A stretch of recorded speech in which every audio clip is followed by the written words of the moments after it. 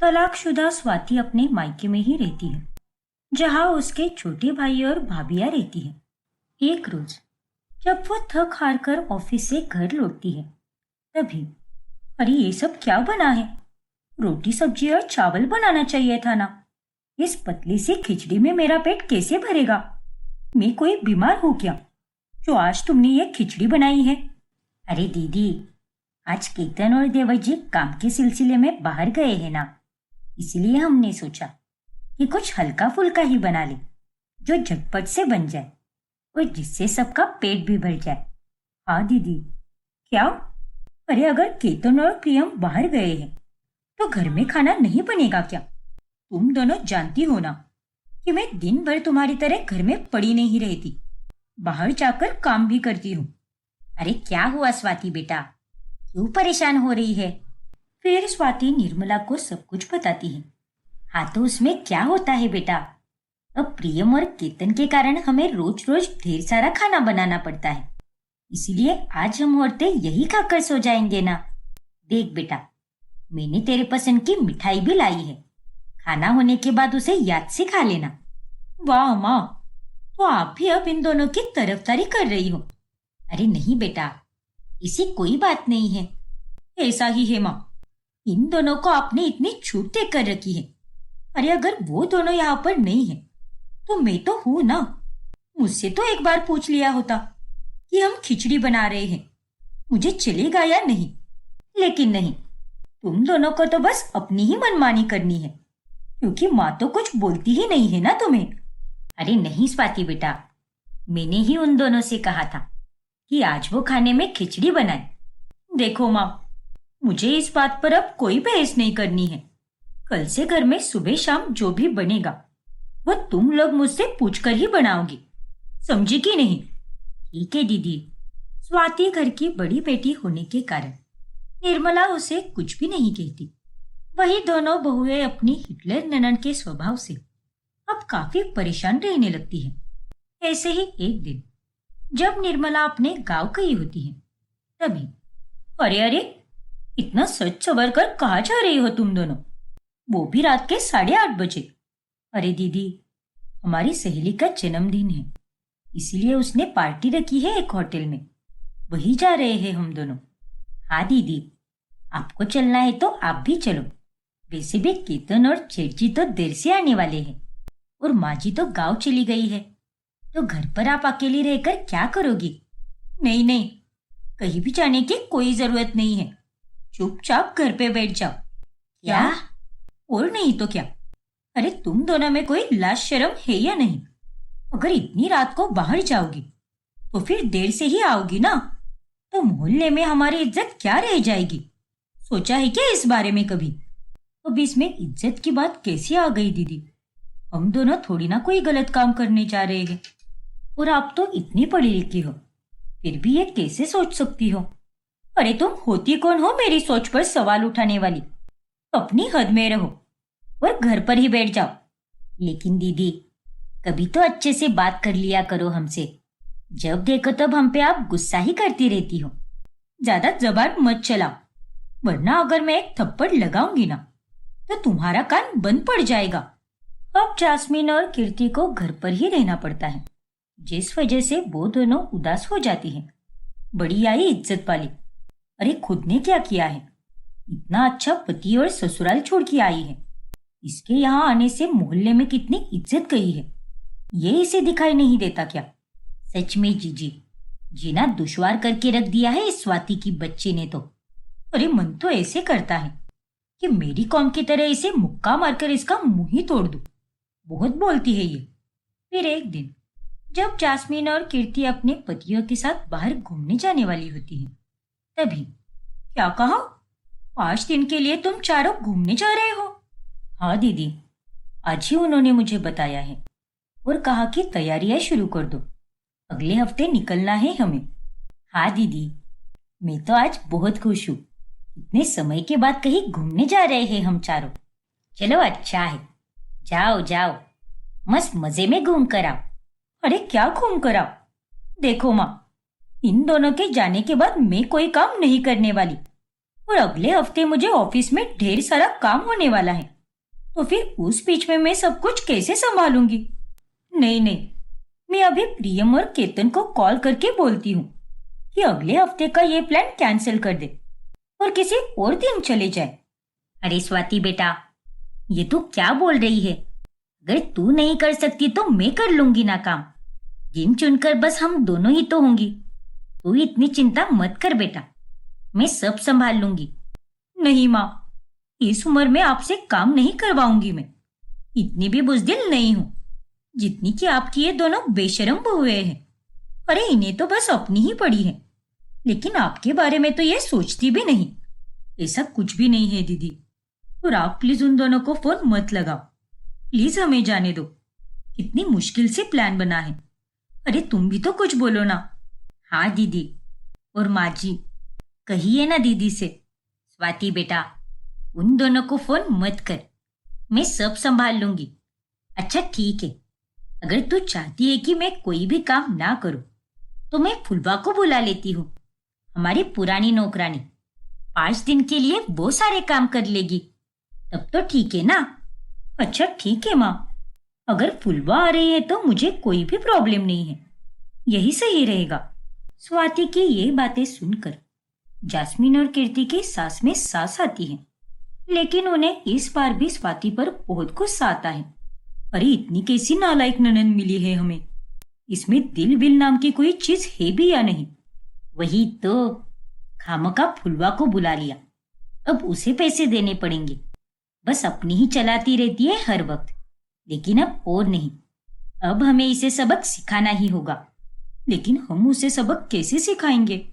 अब हम ऐसे चाल चलेंगे जिससे स्वाति ये घर छोड़कर हमेशा हमेशा के लिए चली जाए। अरे वाह, फिर तो घर में शांति ही शांति होगी। फिर दोनों बहुएं मिलकर स्वाति के ड्रेस की सिलाई उधेड़ देती है। वाह, क्या चाल चली है हम दोनों ने। अब देखना, जब स्वाति ये ड्रेस पहनकर मोहल्ले में हो रहे कार्यक्रम में जाएगी, तभी उसकी बहुत बेइज्जती होगी और शर्मिंदा होकर वो ये मोहल्ला ही छोड़कर चली जाएगी। लेकिन स्वाति की जगह पर वो ड्रेस निर्मला पहन लेती है, और कार्यक्रम में निर्मला को वो ड्रेस पहना हुआ देखकर वो दोनों बहुत हैरान रह जाती हैं। ओ तेरी, ये हमने क्या कर दिया? अब क्या होगा? स्वाति की जगह पर तो ये ड्रेस माँ जी ने पहन लिया। हे भगवान, लगता है हमें कोई गलतफहमी हुई है। शायद स्वाति के कमरे में माँ जी का ड्रेस रखा होगा, इसीलिए हमें ये लगा कि ये ड्रेस स्वाति का ही है। खैर, इससे पहले कि ये ड्रेस फट जाए, हमें माँ जी को यहाँ से भगाना होगा, वरना इतने सारे लोगों के सामने इनके बहुत बेइज्जती हो जाएगी। पर वो दोनों निर्मला के पास जाते उससे पहले ही निर्मला की ड्रेस फटने की आवाज आती है, और सभी औरतें उस पर खूब हंसती हैं, और शर्मिंदा होकर वह घर भाग जाती है। माफ करना माँ, लेकिन मैंने इस्त्री करते वक्त देखा ही नहीं कि इस ड्रेस की सिलाई उधड़ चुकी है। अरे बेवकूफ लड़की, तुझे ये ड्रेस एक बार चेक करके लेना चाहिए था, और पहनते वक्त तो मैंने भी ध्यान नहीं दिया। देख, तेरी एक लापरवाही के कारण मेरा कितना मजाक बन गया आज। स्वाति को निर्मला से बहुत डांट पड़ती है, और निर्मला को दुखी देखकर कीर्ति और जास्मीन को भी बहुत बुरा लगता है। फिर एक दिन हमारी पहली चाल तो नाकामयाब रही, लेकिन इस बार हम ऐसी ढांसू चाल चलेंगे कि हमारी कलेशी ननन यहाँ से निकल ही जाए। हाँ हाँ बिल्कुल, ऐसा ही होगा। फिर इस बार वो दोनों एक नाटक करने वाली लड़की को पैसे देते हैं। तुम्हें हमारी ननन के पास जाकर उसे डराना होगा। वो पीछे के दरवाजे से घुस जाना, वहां से घुसते ही पहले कमरे में सोती है वो, और उसे ऐसे डराना कि वो फिर यहाँ पर रुकने का नाम ही ना ले। अच्छा ठीक है, मैं समझ गई। लेकिन उस दिन किसी कारण के चलते निर्मला स्वाति के कमरे में सोती है, और स्वाति भी देर रात तक घर से बाहर काम पर ही होती है, और वो लड़की भूतनी बनकर निर्मला को डराने लगती है। ये हा हा हा हा हा हा हा हा, मैं तुझे नहीं छोड़ूंगी, नहीं छोड़ूंगी, नहीं, बचाओ, चुड़ैल, चुड़ैल। अगर तुझे जिंदा रहना है तो यहाँ से चली जा इस घर से, और दोबारा कभी लौटकर मत आना। लेकिन अगर तू यहाँ पर रही तो मैं तुझे मार डालूंगी। ये हा। नहीं। अचानक से वो लड़की वहां से 9-11 हो जाती है और बेचारी निर्मला बेहोश हो जाती है। और उसके चिल्लाने की आवाज सुनकर दोनों बहुएं वहां पर पहुंच जाती हैं। अरे यार, ये तुमने क्या कर दिया? पागल हो गई हो क्या? अरे हमने तुम्हें हमारे ननंद को डराने के लिए कहा था, सास को नहीं। क्या? लेकिन मुझे लगा कि पीछे के दरवाजे से घुसते ही पहला कमरा है ये, इसीलिए मैं यहाँ पर डराने चली आई। अरे कैसी लड़की हो तुम? तुम्हारे दिमाग पे असर हो गया है क्या? हम इतने जवान हैं तो हमारी ननंद बूढ़ी हो सकती है क्या? थोड़ा तो अपना दिमाग भी लगाया करो ना। माफ करना, लेकिन अंधेरा होने के कारण मैं कुछ भी नहीं देख पाई। फिर अगली सुबह, अरे माँ, आपने जरूर कोई बुरा सपना देखा होगा। ऐसे कैसे कोई चुड़ैल आपके कमरे में आ सकती है? कुछ भी नहीं स्वाति बेटा, मैं सच बोल रही हूँ। वो मुझसे कह रही थी कि यहाँ से चली जा, वरना मैं तुझे मार डालूंगी। वो सच में आई थी बेटा, और फिर मैं बेहोश हो गई। अरे माँ जी, आपने कल भूतिया फिल्म देखी थी ना, इसलिए आपको ऐसा सपना आया होगा। हाँ माँ जी, अगर वो चुड़ैल घर पर आई होती तो हमें उसकी आवाज क्यों नहीं आई, या फिर आपके चिल्लाने की आवाज भी हमें नहीं सुनाई दी। अरे लेकिन जैसे तैसे वो लोग निर्मला को समझा देते हैं कि उसने कोई सपना ही देखा है, जिसके बाद वो इस बात को भूल जाती है। लेकिन अब जास्मीन और कीर्ति पहले से भी और ज्यादा परेशान हो जाती है। ये सब क्या होते जा रहा है? हर बार हमारी निगाहें तो ननन पे होती है, लेकिन निशाना तो सास पे लगते जा रहा है। पहले वो ड्रेस जो हमने ननन के लिए बिगाड़ा था, वो हमारी सास ने पहन लिया। दूसरा वो लड़की जिसे हमने ननन को डराने के लिए कहा था, लेकिन उस पगलेट ने तो हमारी सास को डरा दिया। तुम चिंता मत करो, अब की बार निशाना नहीं चुकेगा, वो सीधा ननन पे ही लगेगा, क्योंकि इस बार हम कोई लापरवाही नहीं होने देंगे। लेकिन हमारी अगली चाल क्या होगी? कुछ सोचा है क्या? हाँ सोचा है, और हमारे पास स्वाति को अगवा करने के सिवाय और कोई चारा नहीं है। क्या कहा? अगवा करेंगे? हाँ तुमने ठीक सुना। अब चलो, हम अगवा करने वाले आदमियों के पास चलते हैं। जैसे ही वो दोनों कमरे के बाहर जा रही होती हैं, वहां सामने निर्मला को खड़े देखकर वो दोनों बहुत डर जाती हैं। माँ जी आप? मैंने सब कुछ सुन लिया है। तुम दोनों ने बहुत गलत किया है बहुओं, मुझे तुमसे ये उम्मीद बिल्कुल नहीं थी। लेकिन माँ जी, क्या गलत किया हमने? आप ही बताइए, आखिर हम क्या करते? हम थक चुके थे दीदी के नखरों से, उनके हुक्म से और उनकी रोक टोक से। आपके सामने ही हमारे साथ इतना अन्याय होते रहा, लेकिन फिर भी आपने कुछ भी नहीं बोला उन्हें। माफ कीजिएगा माँ जी, लेकिन दीदी ने हमें इस हद तक परेशान कर दिया था कि उन्हें घर से भगाने के लिए हमें ये सब चालें चलनी ही पड़ी। आप तो दूर ही रही, लेकिन वो हमारी सास बनते जा रही थी। एक बार के लिए आप हमारी जगह पर तो खड़े होकर देखिए माँ जी, तब आपको समझ आएगा कि कितना कुछ झेला है हम दोनों ने। दोनों बहुओं का दुख सुनकर निर्मला को अब समझ आ जाता है कि असल में गलती स्वाति की ही होती है। फिर अगले दिन, लगता है एक बार कही गई बात तुम दोनों को समझ नहीं आती। मैंने तुम्हें उसी दिन कहा था ना कि रात में तुम दोनों कहीं नहीं जाओगी, तो फिर कहाँ जा रही हो तुम दोनों? इन्हें जहां जाना है ये दोनों जाएगी, तू इन्हें नहीं रोक सकती। क्या? लेकिन माँ। बस बहुत हुआ स्वाति, बहुत सुना दिया तूने इन दोनों को, लेकिन अब और नहीं। जैसे तू इस घर की बेटी है, वैसे ही ये भी इस घर की बेटियां हैं, और इनके साथ इतना बुरा बर्ताव करना सही नहीं है। ये बेचारी तुझे सम्मान देकर तेरी हर बात मानती है, लेकिन इसका मतलब ये बिल्कुल नहीं है कि तू इन दोनों का गलत फायदा उठाए। आज के बाद तू इन दोनों से सलीके से पेश आएगी। भूल मत, अगर तू इस घर की बेटी है तो मैं भी इस घर की मालकिन हूँ और तेरी माँ हूँ।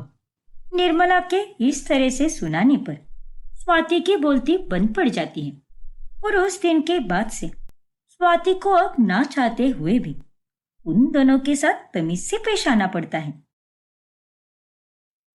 रुचिता बाहर से सामान खरीद कर वापस घर आती है। तभी वो देखती है कि उसकी मौसी उसके ससुर को अपने हाथ से खाना खिला रही है। अरे वाह झिलमिल, ये बैंगन का भरता तो बहुत ही स्वादिष्ट बना है। सच में खाकर तो मजा ही आ गया। जी धन्यवाद, ये लीजिए और खाइए।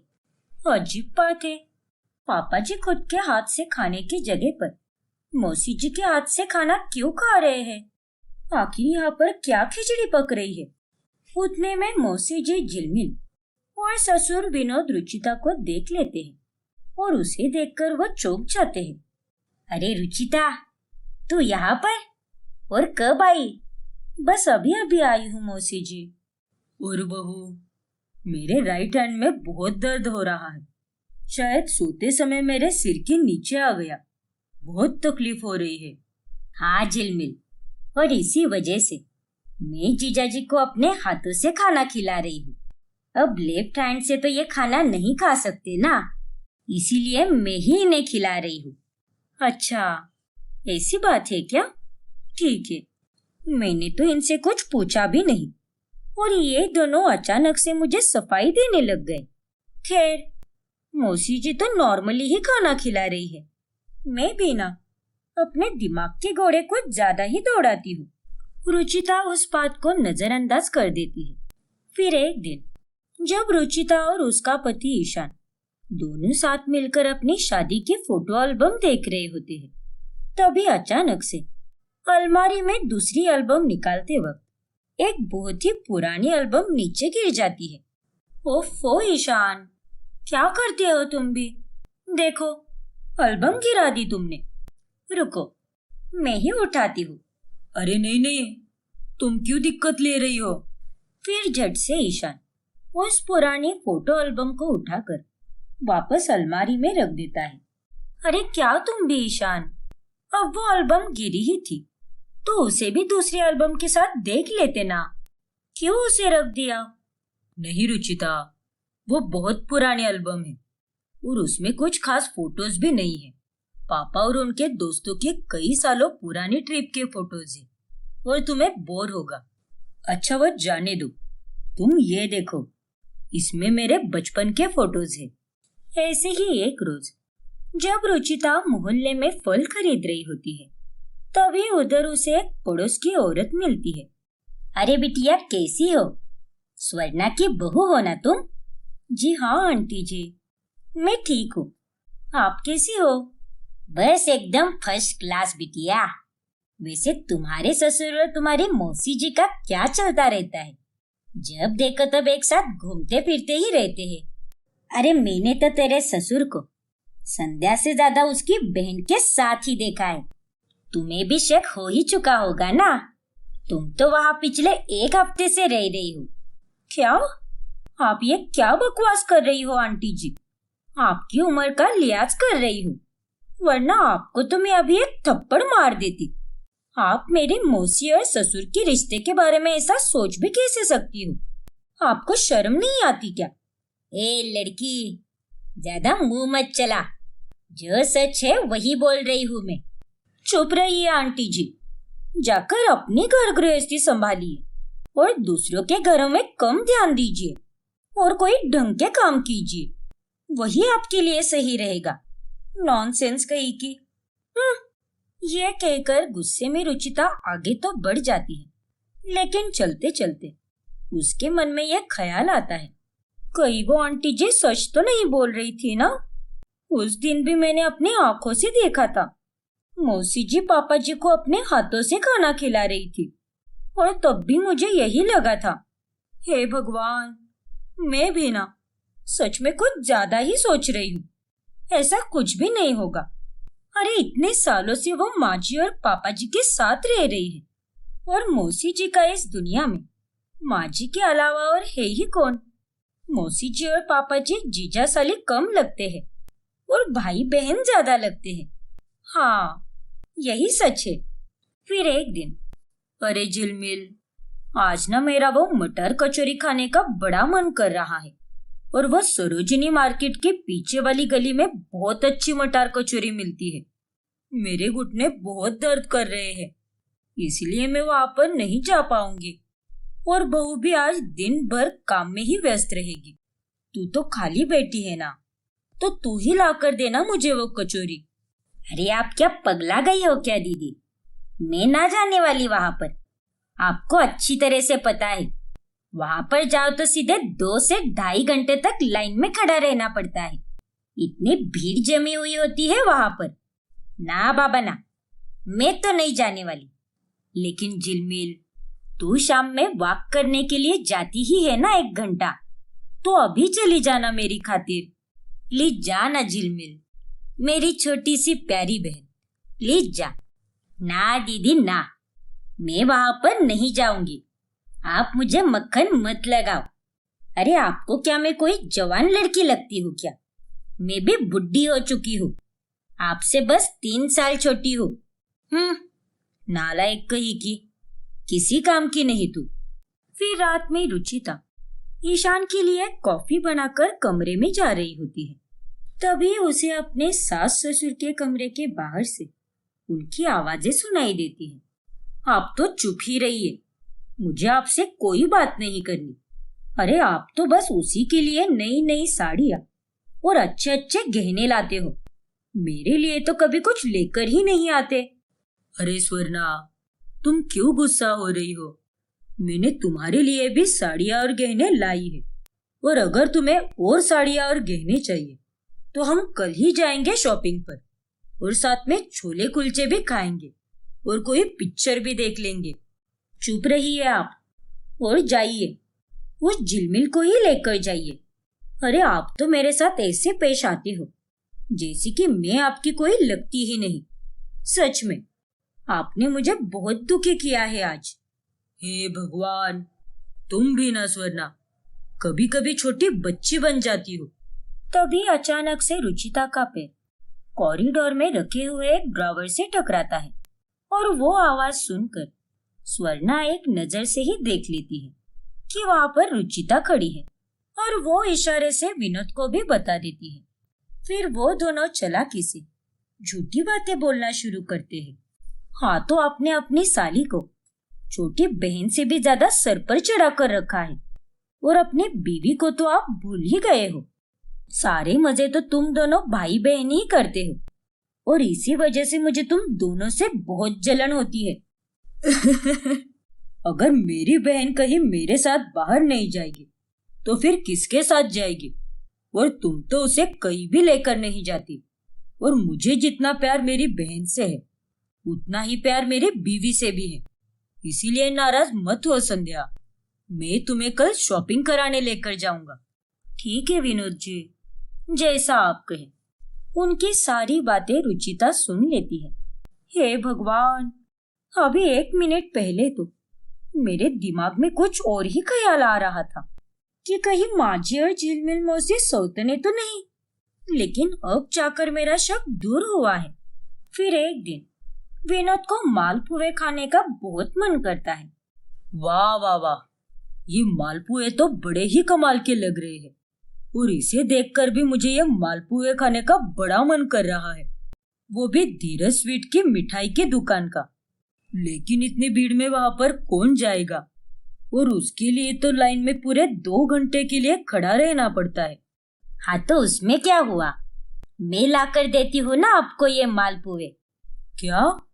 अरे नहीं झिलमिल, तुम्हें इतनी दिक्कत लेने की कोई जरूरत नहीं है, तुम आराम करो।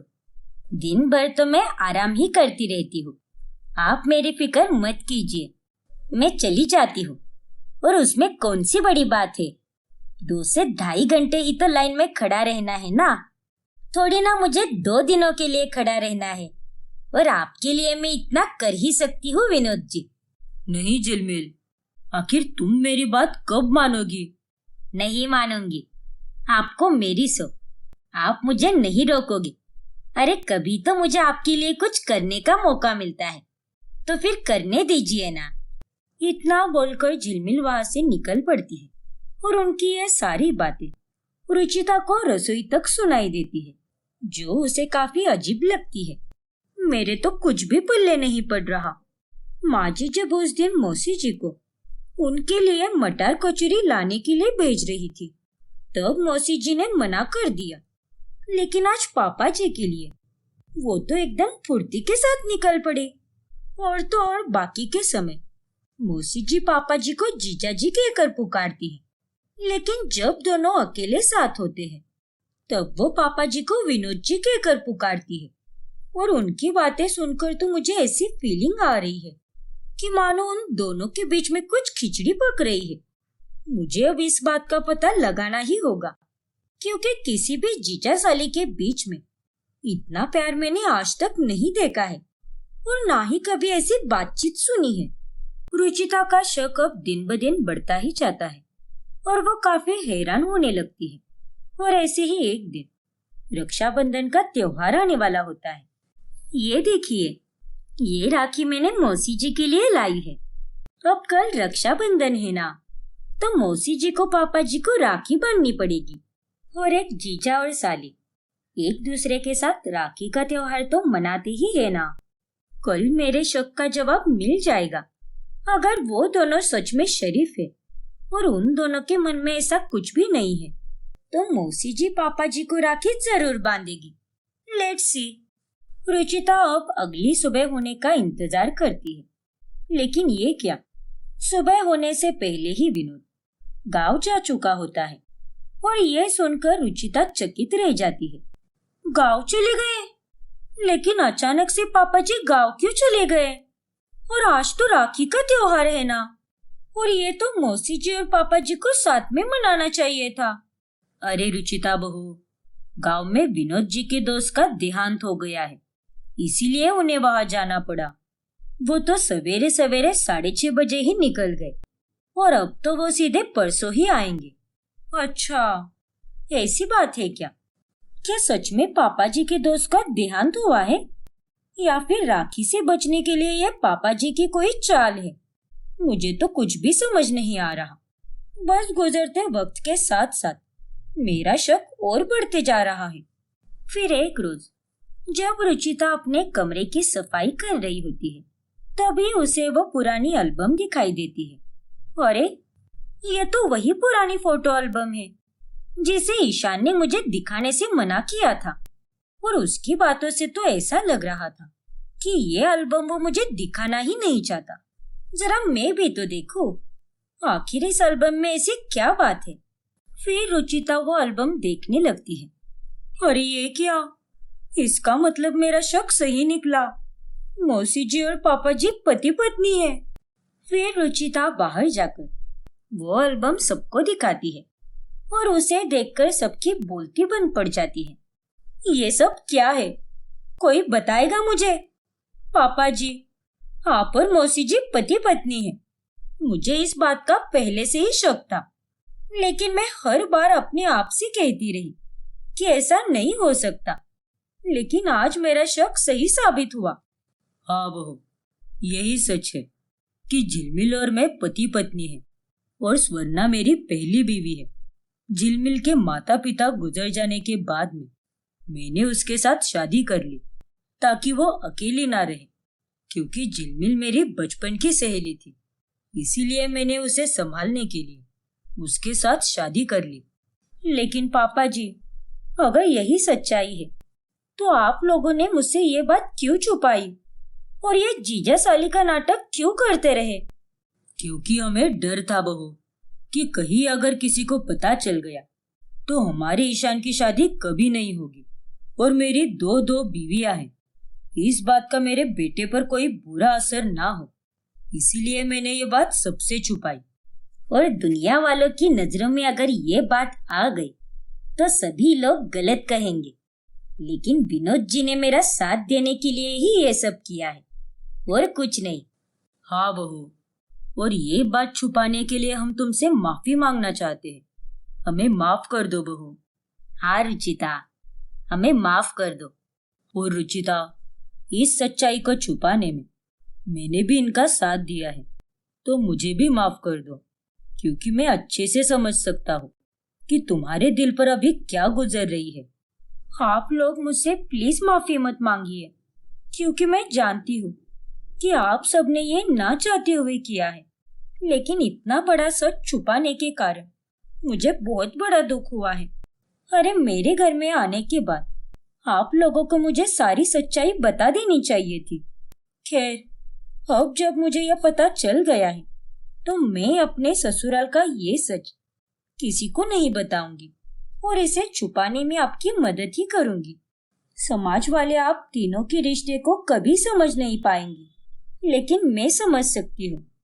इस तरह अंत में सब ठीक हो जाता है और पूरा परिवार साथ मिलकर खुशी से रहने लगता है। आंचल अपनी जेठानी उर्वशी, जेठ राज, पति क्रिश और सास रमा के साथ रहती है।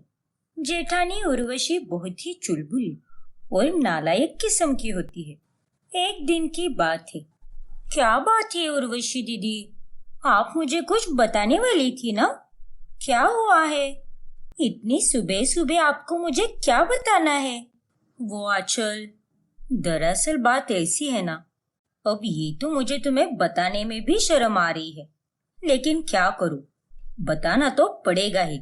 मेरी सहेली है ना निहारिका, उसने देवर जी को पार्क में एक लड़की के साथ देखा था, वो भी कई बार। और आज की ही बात है, जब मैं भी मॉर्निंग वॉक के लिए गई थी तब मैंने भी उन्हें एक लड़की के साथ देखा है।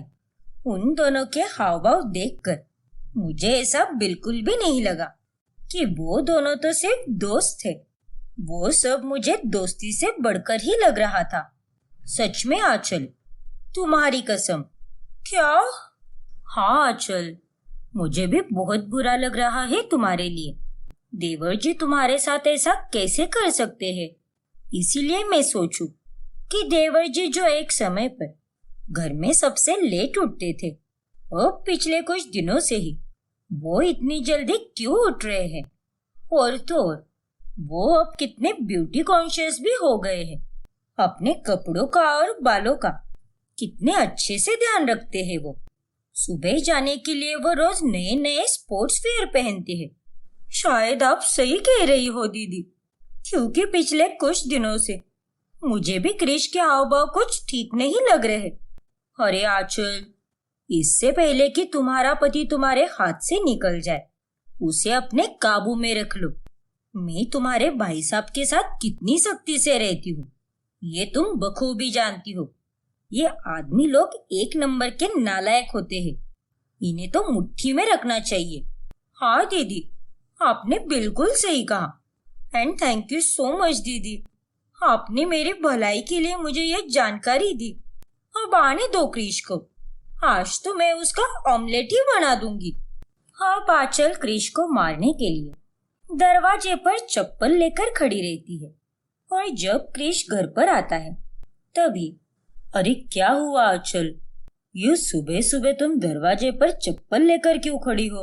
अरे ओ कलमुही, ये सब क्या चल रहा है? इस चप्पल से क्या करने वाली है तू? आपके इस नालायक बेटी की आरती उतारने वाली हूँ मैं। बेवफा धोखेबाज आदमी, वो पार्क वाली चुड़ैल कौन है और तुम्हारा उसके साथ क्या चक्कर चल रहा है? शादीशुदा होने के बावजूद भी दूसरी लड़कियों पर डोरे डालते हुए तुम्हें शर्म नहीं आती क्या? हाँ?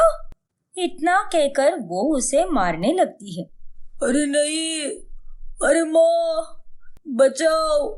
अरे रुक जा डायन, मेरे बेटे को क्यों मार रही है? सास के रोकने के बावजूद भी आंचल रुकने का नाम ही नहीं लेती और वो अपने पति की कुटाई करना जारी रखती है।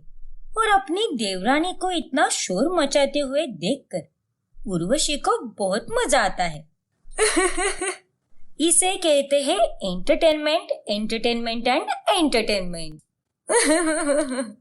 अरे यार आंचल, भगवान कसम यार, मेरा किसी भी लड़की के साथ कोई चक्कर नहीं चल रहा। प्लीज मेरा विश्वास करो।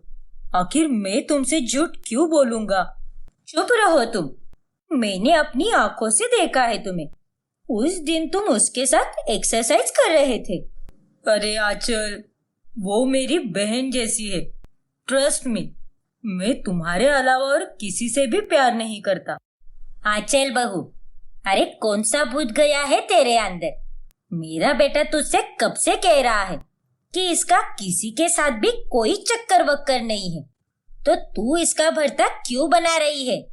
आज तुम्हें बख्श रही हूँ मैं क्रिश, लेकिन अगर कल उस भूतनी के साथ मुझे तुम दिखाई दिए या फिर किसी ने अगर मुझे तुम्हारे बारे में बताया तो मुझसे बुरा और कोई नहीं होगा। इतना कहकर आंचल अपने कमरे में चली जाती है। फिर एक दिन जब आंचल कहीं तैयार होकर जा रही होती है, तभी उर्वशी वहां पर आती है। उर्वशी दीदी, अच्छा हुआ आप मिल गई। कैसी लग रही हूँ मैं? अरे मेरी देवरानी तो एकदम सुपर मॉडल है, लेकिन गली में कुछ जल कुकड़े लोग हैं जिनसे तुम्हारी खूबसूरती बर्दाश्त नहीं होती। क्यों दीदी, आप ऐसा क्यों कह रही हो? और कौन है वो लोग? अब तुम्हें मैं क्या बताऊं आंचल। कल ही जब मैं सब्जी लेने जा रही थी, तब वो पड़ोस की रिंकू और शीतल मुझे देखकर कह रहे थे कि इसकी देवरानी कितनी मोटी और बदसूरत है और ये कितनी सुंदर है। मैं उन्हें डांटने जा ही रही थी कि तभी अचानक से वहां पर राज आ गया और हमें निकलना पड़ा। लेकिन वो दोनों अगर मुझे वापस दिखाई दी ना, तब तो मैं उन्हें जमकर सुनाऊंगी। उस शीतल और रिंकू की तो ऐसी की तैसी। आप कुछ मत कीजिए दीदी, मैं ही उन्हें नहीं छोड़ूंगी। इस तरह एक बार फिर से उर्वशी आंचल को गुस्सा दिला देती है और उसके बाद आंचल तुरंत शीतल और रिंकू के पास चली जाती है और छुप छुप कर उर्वशी भी उसके पीछे चली जाती है। क्यों रे डायनो, क्या बकवास कर रही थी मेरे बारे में? जल कुकड़ी कही की? अरे मोटी बहस होगी तुम दोनों। मेरी खूबसूरती से जलने वाली हो तुम दोनों का मुंह काला। मैं तुम दोनों को मन से श्राप देती हूँ कि तुम दोनों को गंदा वाला बवासीर हो जाए और तुम्हारे घर का पानी ही चला जाए। अरे ओ पागल खाने से छूटी हुई बेवकूफ औरत, क्या गंद बके जा रही है कब से? आखिर हमने तेरा क्या बिगाड़ा है जो तो गुस्से में इतना तिलमिला रही है? और नहीं तो क्या, और तुमसे हम क्यों जले बहन? तुम क्या कोई हूर की परी हो क्या? और हाँ, हम तुम्हारे जैसे नालायक नहीं है जो पीठ पीछे बातें बनाए और दूसरों की बुराइयां करे। सही कहा रिंकू ने, हमें जो भी बोलना होता है वो बात हम मुंह पर बोल देते हैं। जरा जाकर अपने कान चेक करके आओ, कुछ भी सुनती हो और कुत्ते की तरह भौंकते हुए चली आती हो। पागल कहीं की। चलो जाओ अब यहाँ से। मुझे जब जाना है तब मैं जाऊंगी। ये रास्ता तुम्हारे कोई बाप का रोड नहीं है, समझी ना? जा रही हूँ मैं, लेकिन एक बात याद रखना, अगर मुझे कुछ सुनने में आया और फिर से तुमने कुछ बोला तो मैं तुम दोनों को छोड़ूंगी नहीं। गली में हो रहा ये तमाशा हर कोई देख लेता है और उर्वशी भी छुप छुप कर इस पूरे तमाशे का जमकर मजा लेती है। फिर एक दिन, अरे उर्वशी बहू, मुझे तो आंचल बहू की बहुत ज्यादा चिंता हो रही है। पता नहीं इसे क्या हो गया है। पिछले कई दिनों से वो बहुत ज्यादा गुस्सा कर रही है और तो और वो तो सबके साथ बड़े अजीब तरीके से बर्ताव कर रही है। हाँ माँ जी, ये बात तो मैंने भी नोटिस की है और मुझे तो ऐसा लग रहा है कि आंचल के अंदर किसी की आत्मा घुस गई है, इसीलिए वो ऐसा व्यवहार कर रही है। हाँ बहू, मुझे भी ऐसा ही कुछ लग रहा है। हे भगवान जी, मेरी बहू को बचा लो और इसे चांडाल से शांत बना दो। तभी वहां पर राज आता है। ओफो माँ, आप दोनों भी ना कुछ भी सोचती रहती हो। अरे जरूरी नहीं कि इंसान हर वक्त बस शांत ही रहे। वक्त आने पर हर किसी को रिएक्ट करना ही चाहिए, फिर चाहे वो हद से ज्यादा गुस्सा ही क्यों ना हो। समझ गए आप दोनों? ये मेरा नालायक पति भी ना, इस लुक्खे ने तो आंचल को अपनी बहन बना के रखा है। लगता है अब अगला बार इसी के नाम पर करना होगा। फिर एक दिन, उर्वशी दीदी, आज राज भाई साहब की छुट्टी है ना, तो मैं उनके लिए उनके पसंद के स्प्रिंग रोल बना देती हूँ। और हाँ, उन्हें अंजीर की बर्फी भी बहुत पसंद है, मुझे बता रहे थे। इसीलिए आज तो मैं वो भी बना देती हूँ, उन्हें बहुत पसंद आएगी। आंचल, बुरा मत मानना, लेकिन क्या दीदी, बोलिए ना।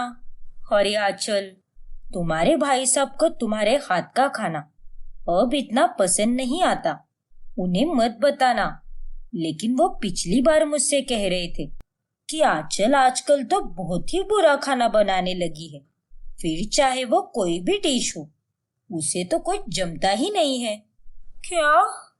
मुझे तो यकीन ही नहीं हो रहा कि भाई साहब ऐसा बोल सकते हैं।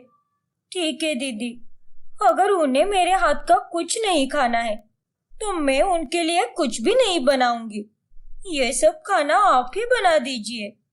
फिर दोपहर में राज घर पर आता है और वो आंचल से कहता है, अरे आंचल, आज क्या बनाया है खाने में? हर छुट्टी के दिन तुम मेरे लिए कुछ ना कुछ स्पेशल बनाती हो, तो आज क्या बनाया है बहना? चुप रहिए भाई साहब, आप तो एक नंबर के ढोंगी हो। ये बहन तो बस अपनी कड़वी जबान से बोलने के लिए बोलते हो, लेकिन अगर मुझे आप बहन मानते तो मेरे खिलाफ ऐसी बातें कभी नहीं करते। अरे आपको तो मेरे हाथ का कुछ पसंद भी नहीं आता, तो मैं आपके लिए खाना क्यों बनाऊं? जाइए, जिसके हाथ का खाना पसंद है उसी के हाथ का खाइए। और खबरदार, मुझे अपनी बहन मत मानना आप, क्योंकि मुझे आप जैसे लुक्के भाई की कोई जरूरत नहीं है। झूठे हो आप एक नंबर के। क्या? अरे आंचल, ये सब तुम क्या बोल रही हो? और ये क्या तरीका है? मैंने तुम्हारे खाने की कब बुराई की है? सच में आंचल, सही कहते हैं सब लोग, तुम वाकई में पूरी तरह बदल गई हो। ये देखकर उर्वशी को बहुत मजा आता है। फिर एक दिन जब सास रमा का फोन सोफे पर पड़ा होता है, तभी मौके का चौका मारते हुए उर्वशी उसके फोन को हाथ में लेकर अपने दूसरे फोन को लेकर चैटिंग करती है। मेरे पास तो दो फोन नंबर है और दूसरा वाला फोन नंबर किसी के पास नहीं है, सिर्फ और सिर्फ राज को ही पता है उसके बारे में। और अब मैं माँ जी के फोन से अपने दूसरे वाले फोन नंबर पर मैसेज पर बात करूंगी, और जब आंचल यहाँ पर आएगी तब उसे ऐसा ही लगेगा कि माँ जी तो सच में अपनी किसी सहेली से बात कर रही है। फिर उर्वशी सास के फोन से अपने दूसरे फोन नंबर पर ढेर सारे बुरे बुरे मैसेजेस करती है और उस फोन को खुला ही रखकर वो वहां से चली जाती है। फिर 2 मिनट बाद में आंचल फर्श पर झाड़ू मारते हुए वहां पर आ जाती है और वो रमा के फोन में सारी चैटिंग देखकर बहुत गुस्सा हो जाती है। ये क्या? मेरी छोटी बहू तो एक नंबर की कामचोर और नालायक है। ऐसा लगता है कि क्यों मैंने अपने क्रिश की शादी करा दी उस चुड़ैल के साथ। 24 घंटों बस गरम लोहे की तरह तपती रहती है। ये तो माँ जी का फोन है और ये मेरी बुराई अपनी सहेली से कर रही है। माँ जी! आंचल की आवाज सुनकर रमा वहां पर आ जाती है। अरे क्या हुआ है? कोई मर गया है क्या? ये सब क्या है माँ जी? आप मेरी बुराइयां बाहर के लोगों से करने लगी हो। ये सब करते हुए आपको शर्म नहीं आती क्या?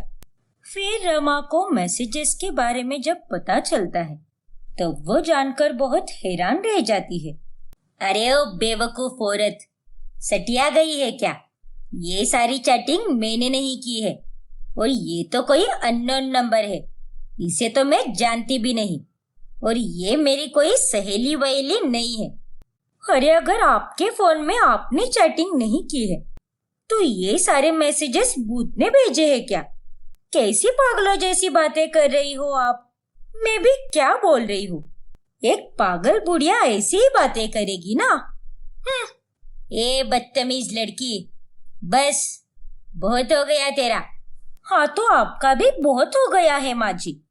इसी फोन से मजे से चैटिंग करके मेरी बुराई की है आपने और ऊपर से मुझसे झूठ बोल रही हो कि आपने तो कुछ किया ही नहीं है।